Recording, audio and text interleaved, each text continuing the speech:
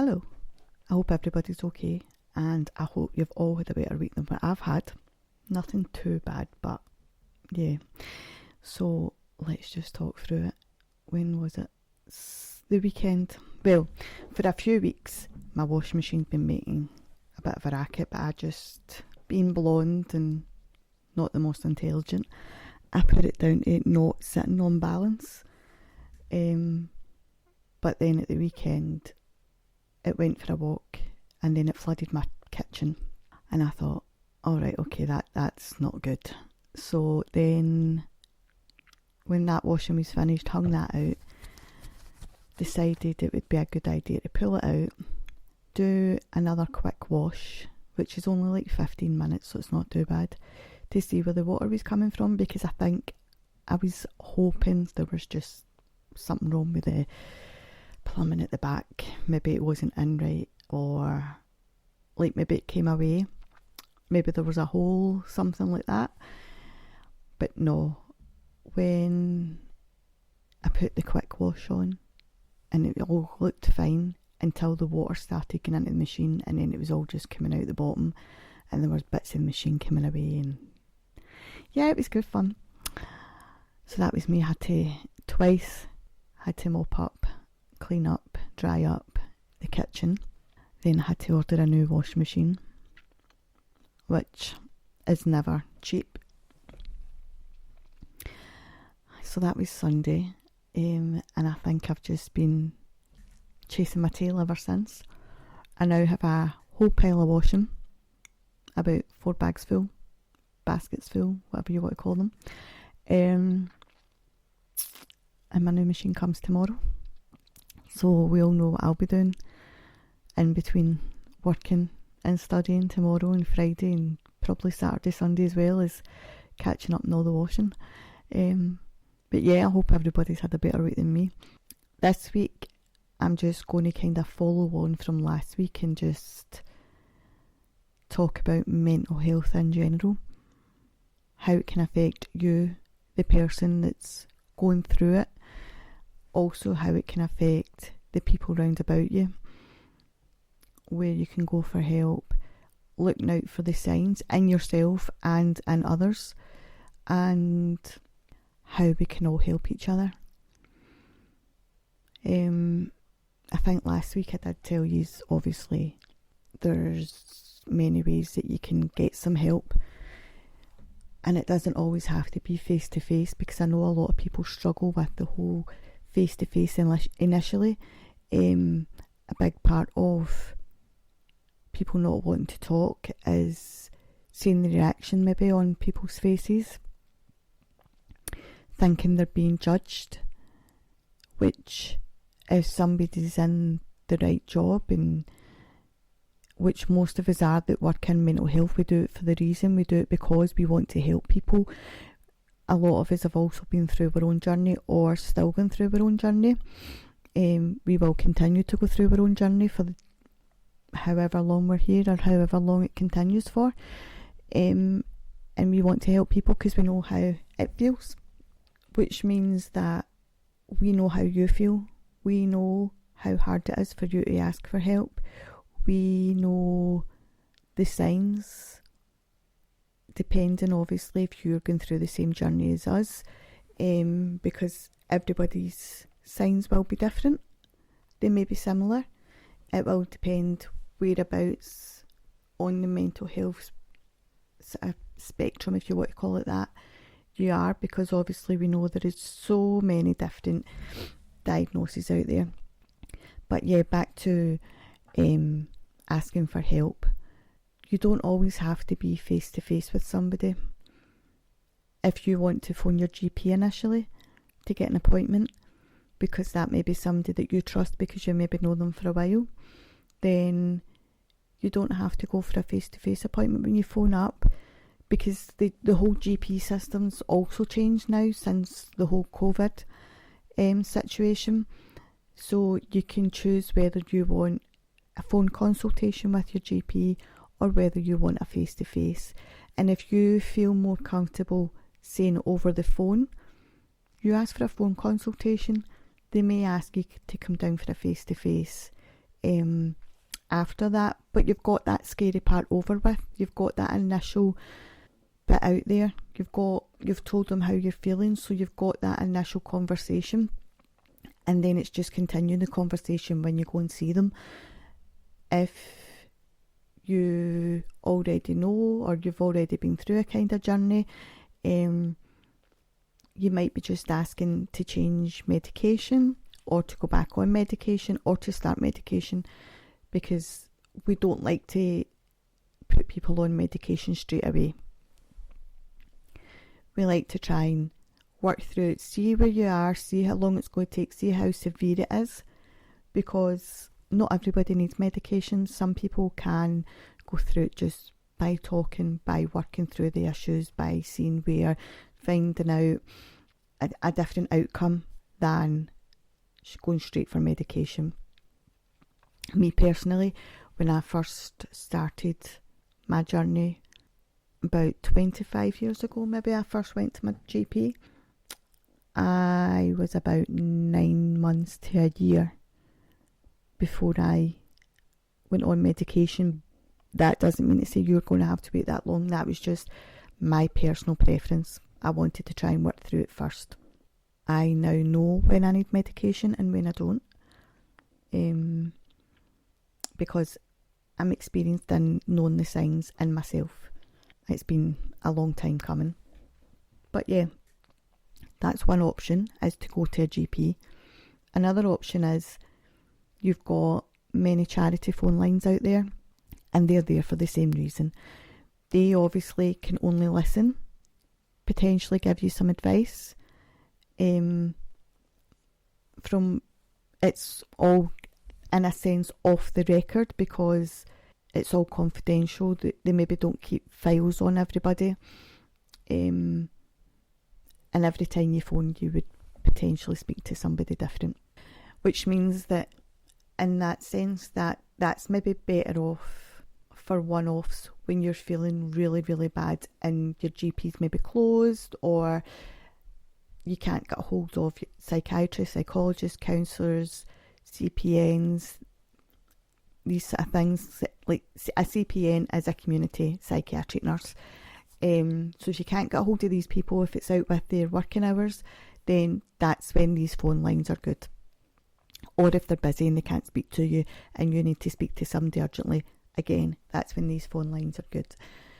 Then you've got maybe somebody that's already on their journey. So if you're already on your journey, you've spoke to your GP and you've already been referred and you've maybe had appointments. If you feel as if you're having a really, really bad day and you have your own named CPN or your own psychiatrist, psychologist, and you need to speak to somebody, you could potentially try and contact them, see if they are able to either chat to you over the phone or get an appointment booked in. And then your other option is private, which I think if you've been listening to myself from the start, since episode 1 to round about then, you'll know that I am a private counsellor and coach. So with people like myself, it's a case of, I'll give you an example of if you were coming to myself. I can't speak on other private mental health clinics, but myself personally, what you would do is you would contact myself either by phone, email, or you can get me on my social media pages. I would then arrange to book you in for a quick phone call, which would be your first phone consultation, your initial consultation with myself, and that's free. I don't know if everybody does that, but that's what I do personally, just to make sure that I am the right person for yourself. I'm equipped for what you need, because if I'm not, then there's no point in me booking you in. I may suggest somebody that's more experienced in your field. And then you get to ask me questions, I get to ask you questions, and we take it from there. So you will also get a feel as to whether you are comfortable speaking to myself. If you're not comfortable speaking to myself, you maybe feel you want to go somewhere else, and that's absolutely fine, because the most important thing is for you to get the right help and for you to find the right counsellor, therapist, psychologist, whoever it is you need. Because if you don't find the right person, if you don't connect with that person, you maybe don't feel comfortable fully opening up, and then that defeats the purpose of you going for an appointment. These appointments aren't a miracle cure. They're not going, we don't have magic wands. I would love to have a magic wand. It's a process. You and everybody that goes down this road goes through this process. We all start from the beginning and work our way. Everybody will have a different time scale as to how many appointments they need. We can never tell. Normally we make a plan from appointment to appointment as to how we're going to help you. And you may feel comfortable opening up straight away and telling us everything, or it maybe take you a bit of time for us to gain your trust. And that again is fine. There is no time scale for you to feel comfortable. We can work on trust. That's absolutely fine. You are almost in charge of, you are in charge of your journey, in the sense that you only open up about things when you feel ready. You will never be forced to talk about anything you don't want to talk about, and you will never be made to feel uncomfortable. You will never be judged about anything that you say, regardless of what it is. And all we hope for is that we can give you the best support possible. Again, myself, I'm not sure how other therapists work, but myself, I am also on standby 24/7, where if in between appointments you really, really need to speak to somebody, my phone is always on, so I'm always at the other end of the phone, the other end of a text, email, whatever it may be. If somebody feels they really need to speak to somebody. And all my clients know that. They all know. And some benefit from that, as they do use the additional support that's there. Some people don't need it. They just need their weekly, fortnightly, whatever appointments they've got booked in. And then I've got other clients that maybe just dip in and out as and when once they've gone through the process, once they've gone through their full journey and they feel strong enough to go on their own, they maybe dip in and out when they're having struggles, and that's absolutely fine. I'm always there for anybody that needs the help. You can also do group therapy. Group therapy is not for everybody. It all depends on where your mindset's at and how you feel talking about your personal circumstances, your personal feelings in front of potentially complete strangers. And you could maybe have 10 people there, you may have 20 people there. It will just depend on the group on the day. And there is group therapy options through your GP. They can refer you on to groups, or there again, some charities, some private counsellors, therapists may have their own groups as well that you can put your name forward for. So there is quite a few different options there, and it's all down to what you feel you would prefer, what you feel more comfortable with, and sometimes it's down to finance as well. If you are financially secure and you can afford private healthcare or private counselling, then that might be an option for you, because the waiting lists tend to be a lot shorter than if you go through your GP. If you go through your GP, there can be quite a long wait. I've known of 9 months plus. Again, it just depends where you are, what area you live in, how long your waiting list will be. So that's the side of it if you're looking for help. If there will be help out there as well for family members of anyone who's going through their journey or about to start their journey, there's support there for you as well. It's not a case of we just want to help the people that are struggling most with their mental health. Obviously, they're our priority, but so are you, because it takes a toll on the family. It takes a toll on the children, the partners, the wives, the mums, the dads, brothers, sisters, anybody in that person's life, it can take a toll on, because you want to help that person, but you don't know how to, and you feel as if everything you say is wrong. And every time you try and suggest something, they maybe snap at you, but they don't mean it. Just please bear that in mind. They really don't mean it. They are not always in full control of their emotions. So when they snap at you, sometimes it's more about them trying to protect themselves than them being annoyed at you. Which is hard to take when you're in that moment, when you're in that situation. It is hard if you're just trying to do your best for somebody and you feel as if they're constantly snapping. But try and take it with a pinch of salt, which again can be hard. If you are looking for help, again, you can contact your GP. If you're looking for help for that person, you will need their permission to speak on their behalf. It can be quite complicated, so it depends on how severe the situation is. So if you just feel as if the person that you care about the most, whether it be your child, your partner, whatever loved one that you're thinking about, if you feel as if they would benefit from some sort of medical intervention, some sort of help, support, whatever it may be, you can speak and ask for advice, but you won't be able to speak on their behalf until the professional has heard that you have permission to speak on their behalf, if that makes sense.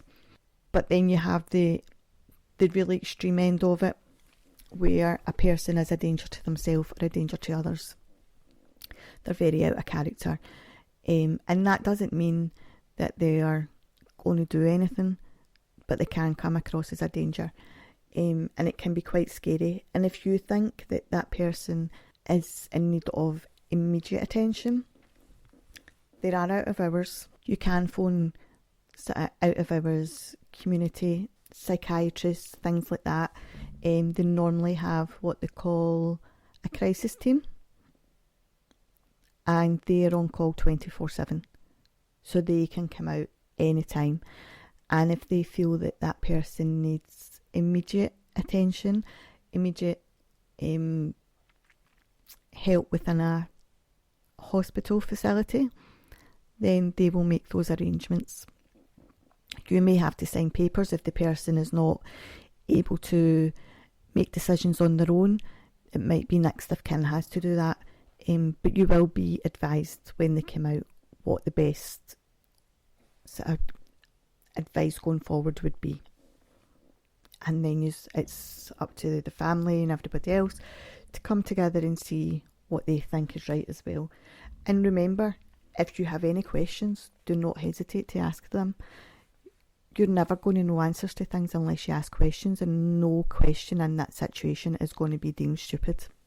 You might be too embarrassed to ask a question because you think that that professional would think that you should know the answer, or whatever reason, or think that it's a silly question to ask. No question silly if you're trying to help a loved one. No question silly if you don't know the answer. If you don't know the answer, you don't know the answer, and you're never going to find it out unless you ask a question. And yeah, we can look on the internet for answers and things, but we don't always get the right answer, so bear that in mind as well. When you're playing with Mr. Google, remember that sometimes you can get extreme answers that don't always fit your situation. Sometimes you can get completely wrong answers that are just nonsense. But if you don't know the answer, you're going to believe whatever you see in Google. So I would advise as much as possible to stay away from Mr. Google when it comes to sort of healthcare, unless you've got a little bit of knowledge and you can tell, you can sort of sift through the true and the false information.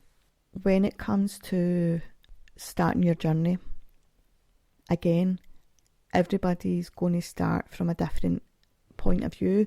So some people will start in the here and now and work backwards, because that's where they feel most comfortable talking about, because sometimes things in the past are too hard to talk about, or they can have a bit of a memory lapse where they forget about it and they have to sift through all these other memories before they get to that memory because they've locked it away for whatever reason. Some people will be at a point where they just genuinely can't talk straight away. It's almost like they are numbed to talking about anything. They don't know what to say, they don't know what's true, what's false, and they just need a bit of guidance before they get started. And then you've got people that it's maybe not necessarily something that's happened in their past. It could just be that this is part of their makeup, wherever they sit, whether it be schizophrenia or different things. So they maybe have different episodes, or they may have episodes here and then, and it might not even be in any kind of pattern. There may be a pattern to it, there may not. Again, everybody's different, but it's all about that person being able to look out for the signs. But there's going to be times where even they can't see the signs, so it's down to the loved ones, family, friends, to kind of spot signs, spot when things are changing. And the most common things are they become a bit of a recluse, so they don't like coming out the house, they don't answer the door, they don't answer the phone, they don't want to speak to anybody. Their personal hygiene kind of gets forgotten about. They maybe not eating properly. They may be eating, but just not eating the way they normally would, or they may stop eating altogether. Their sleep pattern may be out, so maybe they'll stay up all night and sleep all day. They may just sleep for a couple hours here and a couple hours there. Again, everybody's different. So these are just some of the most common things. Again, we said it at the start, their mood may change. They may be a bit more snappy, but then there's also another side to it where they are very hyper, so they're very excitable. And if that's out of character for somebody, it can be a sign. It's not always a sign. That doesn't always mean, that somebody is going through an episode. It can just, sometimes that's just the way some people are, and very excitable, and I would love to say I am, but probably unless I've got a couple of vodkas in me, then no, and I don't tend to have a couple of vodkas in me these days. But yeah, you've also got people that have addiction, and I'm only going to touch on this slightly because I'm hoping to talk about it with a couple of people in the next few weeks or so. I've got a couple of people that are supposed to be coming on to talk about addiction. They actually work in addiction. So when you talk about addiction, a lot of people automatically think drinking, drugs, or maybe just drugs. But there's a lot of other things. Addiction can be anything that you are overly obsessed with, overly doing, overly using, to an unhealthy point. So you can, of course, be addicted to drink, drugs. You can be addicted to food. You can be addicted to shopping. You can be addicted to gambling, which a lot of people will have heard that, maybe. You can be addicted to sex. You can be basically addicted to anything. So again, exercise can become an addiction. Although exercise is good for us, there is a point where it can become unhealthy. If you're overly exercising and you're obsessed with exercising and you cannot miss and you can't do this, and you start to panic if you maybe miss one session at the gym or whatever it may be, one walk, wherever you do your exercising. If you feel the panic set in, then you need to kind of maybe rein it in or look at different ways how you can combat that feeling. When it comes to being addicted to food, it can again work both ways. It doesn't mean that you're overeating. Normally when we talk about addiction, it's because somebody's doing too much of something. When it comes to addiction to do with food, which again we'll talk about later on in more depth in another episode, it can be you're so addicted to the amount of calories or the amount of fat or the amount of whatever you're taking in every day, where you don't eat enough. So you can have overeating and undereating when it comes to addiction to food, and obviously that goes down the route of eating disorders, which again, there's plenty. I would love to say there's plenty of help out there. There maybe isn't plenty, but there is help out there, and it's finding the right place to ask. And if you do have any questions about anything to do with mental health at all, please do not hesitate to contact myself and ask the question. If you would like me to point you in the right direction, contact myself. If you feel as if you want somebody to speak to, kind of off the record or in confidence, you can contact myself. If you email me at rebootyourthoughtspodcast@gmail.com, or if you send me a message on any of my social medias pages, I will get back to you and I can arrange a phone call, or we can talk via text, however you feel most comfortable. Just to let you know that my social media pages are on private at the minute. There is a reason for it, but they're only on private temporary, and hopefully within the next few weeks or so they'll be back to open. But that doesn't stop you from contacting myself. And if you do want to follow the page, you just send a wee follow, hit the follow button, and I'll accept you. And even if you're not following, you can still contact the page or email myself. But yeah, so that's some of the ways that you can get some help, or you can ask for help for others or for yourself if you are a family member. We never forget about you. You're the one that's dealing with it 24/7. We maybe only deal with it 1 hour a week, or however long it is that we are seeing your loved one.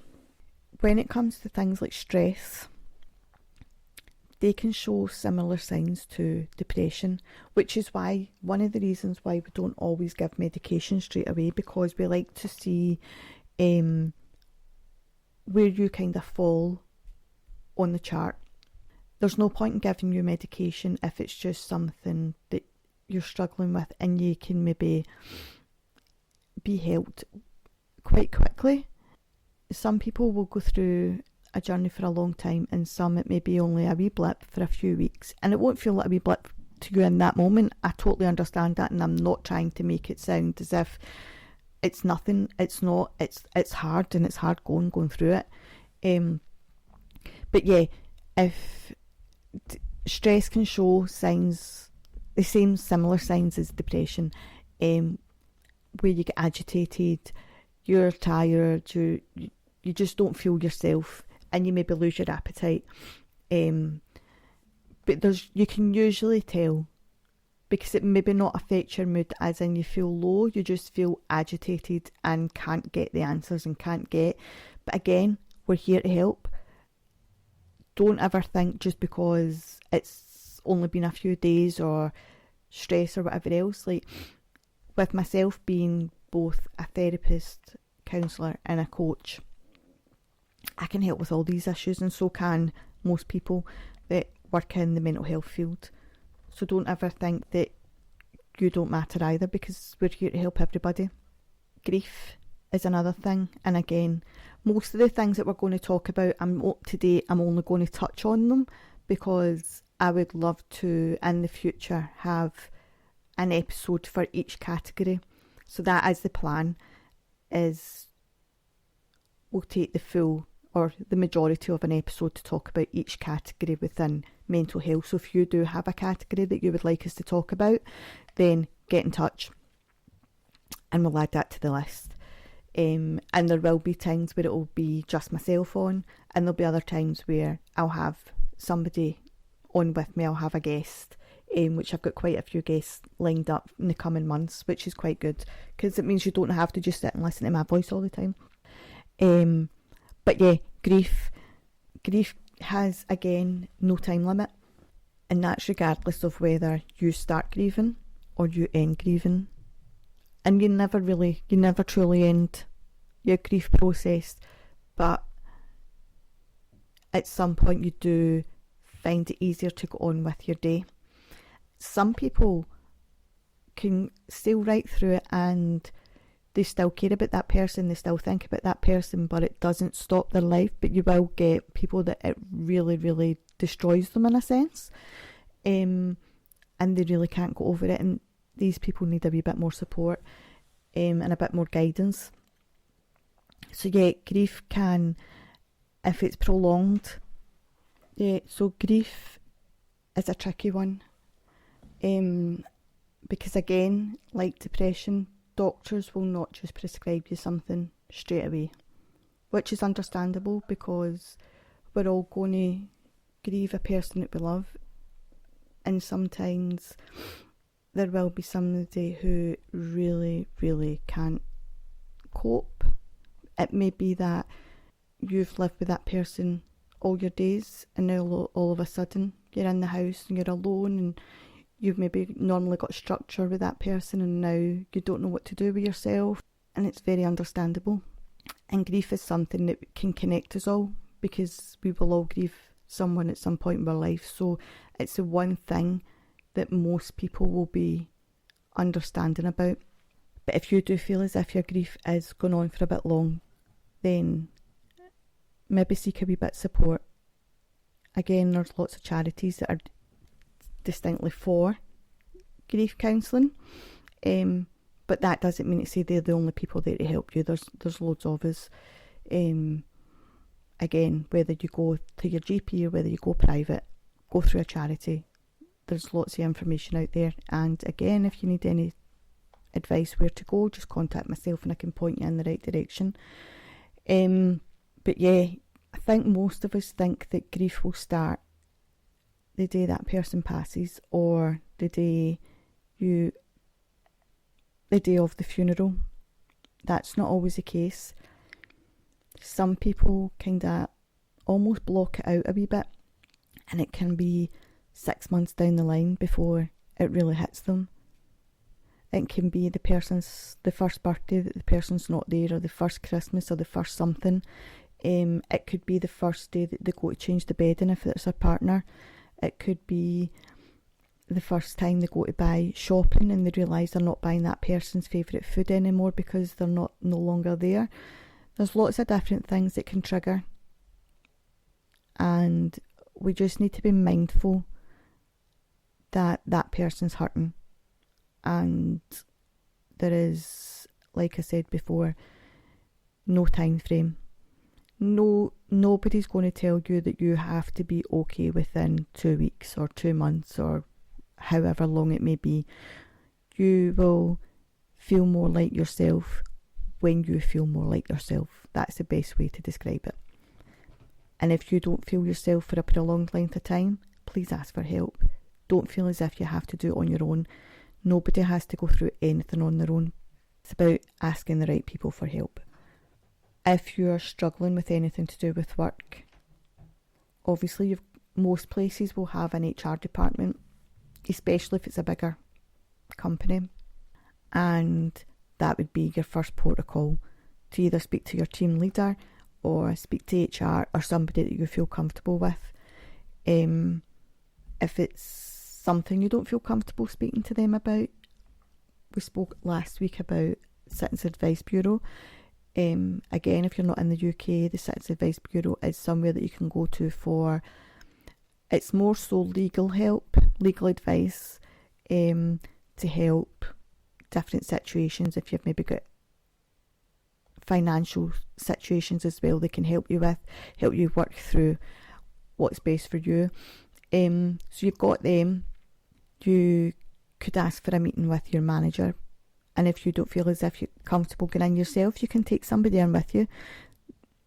You could just tell them that you feel more comfortable if there was somebody there, whether it be another work colleague or a friend or a family member. I think the most important thing that we all need to remember is looking out for each other. Be kind. Just because somebody's got a smile on their face doesn't mean to say they're happy. And just because somebody is very outgoing doesn't mean they're not going through something. Or if somebody gets up and goes to work every day, if somebody's married, got their kids doesn't mean to say everything behind closed doors is happy. And I think we just need to remember not to judge. So don't judge a book by its cover is one good expression to kind of work by. Because a smile on somebody's face doesn't always tell a story. A picture on Facebook or wherever you might see it doesn't always tell a picture. Doesn't always tell the story. Somebody might be driving a nice car, have a beautiful house, doesn't mean to say that they're not struggling financially. And it's about not judging. Not judging if they are struggling, not judging if they're not being jealous, I suppose, because if we want things, then we work towards them. We all need to work towards and work hard for things that we want, things that we need in life. But also being grateful. If you are lucky enough to have a roof over your head, which many people do, but there are many people that don't. So if you're lucky enough to have a roof over your head, be grateful. If you're getting food in your belly, be grateful. Be understanding of people that aren't as lucky as you.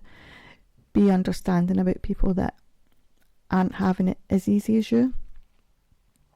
And just being there for friends and family. I think that's the most important thing that we can all do, is just be there for each other, be kind, not brag about things, especially if you know somebody is struggling. Don't brag about you're getting this, you're getting that, you're doing this, you're doing that, when they maybe can't put food on the table at the end of the day. It's not to say that you can't talk about all the nice things that you've got, but just be mindful of how you word it, how you're saying it, and not kind of being smug, I suppose. Help people get a bit better, help people move forward in life. So if you know somebody that's maybe want to work further up the ladder in their career, sit down with them and say, right, let's see how we can do this, let's see how we can work on it, like what's your goals? Or if somebody wants to start up their own business, or if you've got a friend or a family member that's just started their business or does have a business, then make sure that you are promoting for them as well. You're their kind of you're championing them. You are, I suppose, their cheerleader. Help them as much as possible. Help them get their name out there. Help them, support them in whatever way you can. And it doesn't always mean to say that you have to be spending money within their business to support them and get their help their business grow. You can be sharing social media posts. You can be, if you know somebody that maybe wants to, I don't know, go out for a family meal and you know a friend that's got a restaurant, you could be saying, oh, my friend's got this restaurant, blah blah blah.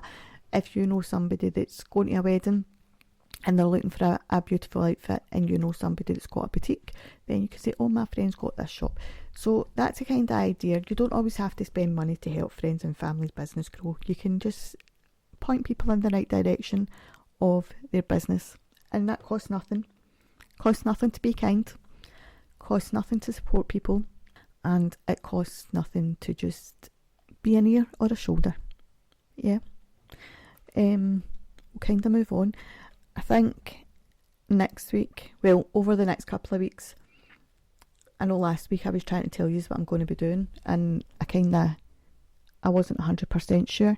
I know I've got a couple of episodes the next week or so. I'm going to be recording with 2 or 3 different people for different episodes. So I've got trolling coming up and bullying.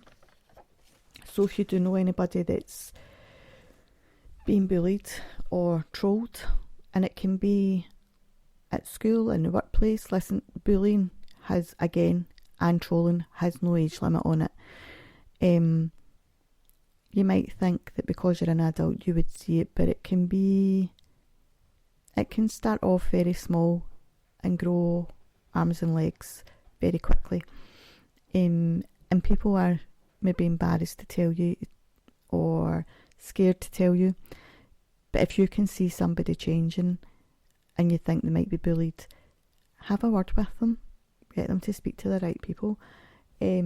Trolling and bullying, to be fair, is something that I'm very passionate about, and anybody that's close to me will know that. And it's not particularly because of anything that I've gone through myself necessarily, but things that I've seen and things that maybe past, present, future clients of mine have gone through as well. Bullying can come in lots of different ways. So you've got, we tend to hear more about bullying when it comes to children at school, but it can happen in the workplace, it can happen in your own house, it can happen within your own friendship circle. If you think somebody's been bullied or trolled, again, try and help them as much as possible. I will talk about that more in depth. That's either going to be next week or the week after. I'm not 100%. I've got somebody coming on to talk about their own mental health journey. They are similar to myself, gone through a journey for however long. Now they're in the process of training to help, so they'll be coming on. They're so lovely and a bit of a comedian, which is actually quite common when it comes to mental health. You get a lot of people that kind of go into this artsy side of it, so whether it be comedy, acting, singing, drawing, making things, because it helps the thought process. So I've got that coming up. I've got a couple of episodes, so there's going to be one episode solely based on being female, and about, it's going to be from birth right up until sort of old age, if you want to put it like that. So that'll be solely about female, and then the following week I will do one that is solely about being male, and again it'll be from birth until old age, and I just want to show the different sides of what we expect or what is expected of a female or a male, and how it makes them feel, the pressure on them for different things, or points in their life where maybe they want to do something but they're scared to do it because of potential reaction. There's different things. I've not fully wrote that one out yet, but yes, so there'll be one that'll be a full episode on being female and a full episode of being male. There's an episode coming up about weight journeys, whether it be gaining weight, losing weight, different ways to do each, when it becomes out of control. So we'll be doing that one. There will be, like I said earlier on, a full episode regarding addiction. That's coming up in the coming weeks, maybe within the next 2 months anyway, hopefully, which actually won't be that long because this podcast has now been going for 2 months. This is episode 8, which I can't believe. So that'll come before we know it. But yeah, there's quite a few things that I've got listed that are coming up. I don't want to give it all away just now. And the episodes about trolling might give you a little insight as to how you can protect yourself, the signs to look out for, and something that I might be trying to work on to combat trolling and bullying. If you can think of different ways that we could maybe combat it together, get in touch. I've already kind of started looking into it, but yeah, it definitely is something of interest, and I think once you have kids you think about these things a lot more. Also, we see it, everybody, it doesn't matter who you are, we all see it on a semi-regular basis or a regular basis. Like, the internet is good when it's good. When it is bad, it is awful. And social media is the same. It can be really good at bringing people together, but at the same time, it can be disastrous when the wrong people are on there and they think they can hide behind a computer, or they can hide behind their phone, or they can do whatever, and they think they can just say and do as they please, and there's going to be no repercussions. but let's just see whether that's true or not. We'll leave it at that. I'm trying to think if I've got any funny stories to tell you this week.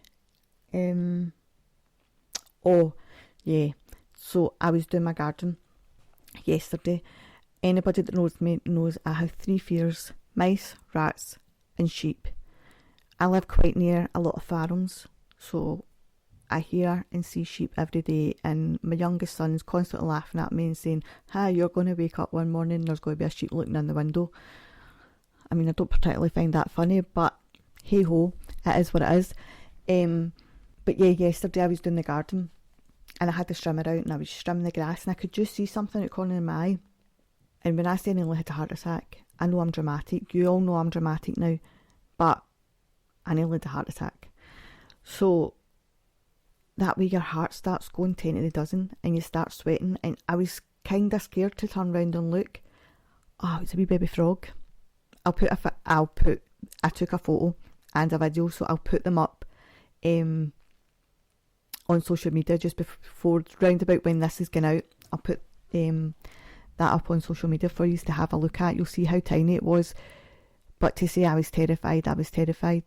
And I was phoning people and I was texting people and I was sending out SOS and help, and everybody just laughed at me.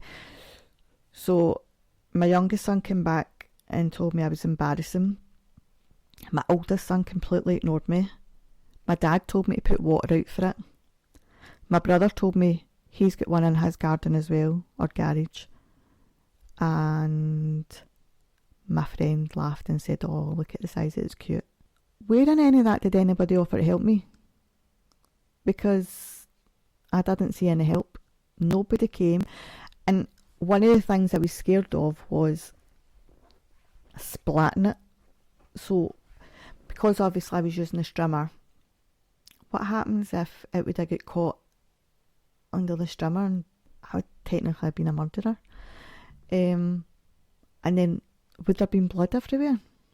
Oh, that was one of the other things. One of my friends said, "Phone your mum and see if she wants frog's legs for dinner." I don't see why everybody finds this hilarious, that I'm terrified of all these wee tiny things, but yeah. So now I'm scared to pick up any of the grass.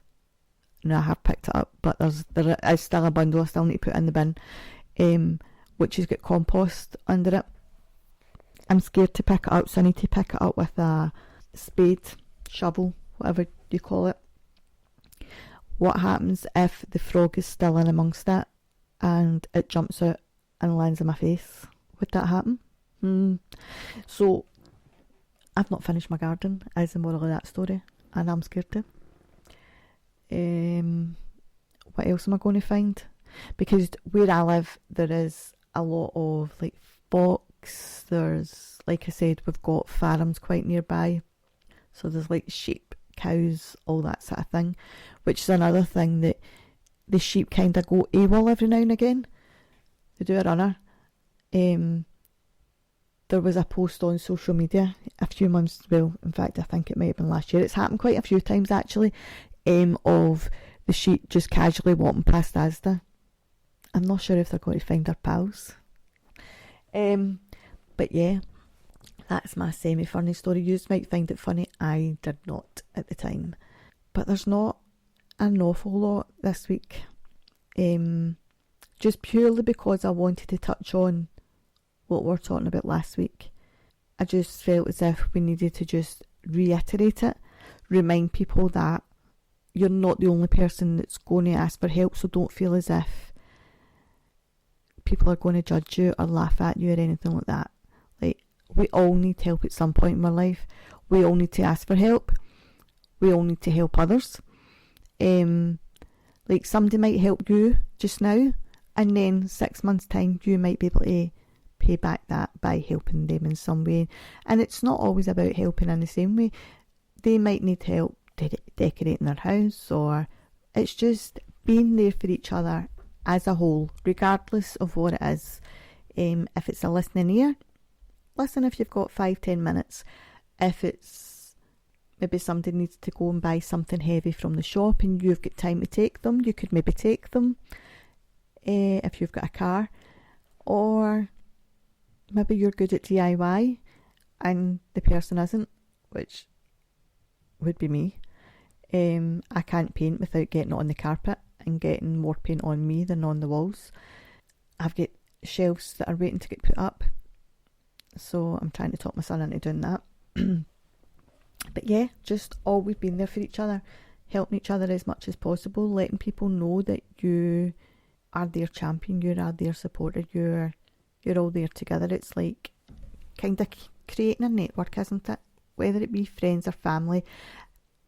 And me and my best friend, well, one of my best friends, because I've got two, we always say that we definitely, both of us, we have very similar lives and very similar, don't know how to say it without offending anybody, kind of upbringings and different things. We definitely don't speak to all our family, both of us. We have now got to a point where we choose who we have in our life. Just because somebody's blood does not mean to say that they have to be in your life. If somebody who is a family member is causing you pain or creating any kind of negative effect on your life or in your family, you choose whether you want to continue having that person in your life. Family is what you make it. You can make your own family. You're born into a family, but as you get older, you can create your own family, make your own family. So we are very much of we are building our own family, and there may be more friends than blood, and that's okay. As long as you're happy and you're loved and you love the people that are around about you, that's all that matters. So I'm going to leave you on that little note. Be mindful of who's in your life, be mindful of who's around about you, how you can help each other. Ask for help if you need it. Ask somebody if they're looking for help or need help or support, and say it in a mindful way. Don't kind of be abrupt about it, I suppose, but you don't have to tiptoe around about them either. And if you do want to speak about anything confidentially, you can contact myself. Again, my email is rebootyourthoughtspodcast@gmail.com, or you can get me on any of the socials and I will get back to you ASAP. And have a wee look out for my frog picture and video. It will be up on Wednesday night. Take care, and I will be back next week. Bye.